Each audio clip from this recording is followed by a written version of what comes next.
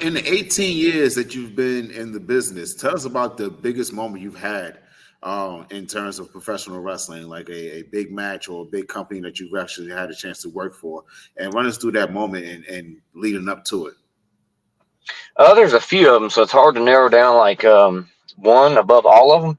I had a 6-man, uh, the Lucha Bros. That was kind of cool at the time. Not the Lucha Bros, but I forgot what their name was at the time. But they was like a 3-man tag team in front of like 30,000 people, so that was cool.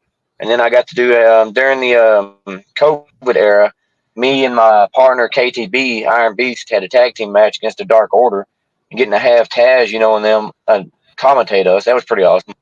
And then let me see here. I had one of my first ever matches wrestling somebody that I grew up kind of idolizing and watching. I remember being in IWA Mid-South and having a mystery opponent and hearing Sabu's music and getting to face off against him in the ring finally after watching that so many years growing up. That was awesome. And the other one I'd have to say it probably be 2 years ago at GCW at the Hammerstein Ballroom when they sold that place out, and just walking out there after watching, ECW One Night Stand and so many ECW events growing up and Raw in the Manhattan Center.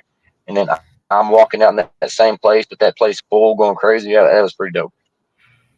And then I think a lot of fans don't realize how iconic the Hammerstein Ballroom really is in terms of professional wrestling. Like, you had so many of the biggest pay-per-views, and anyone wants to be able to wrestle inside the Hammerstein Ballroom, the 2300 Arena, the Madison Square Garden, the Staples Center, all these different places.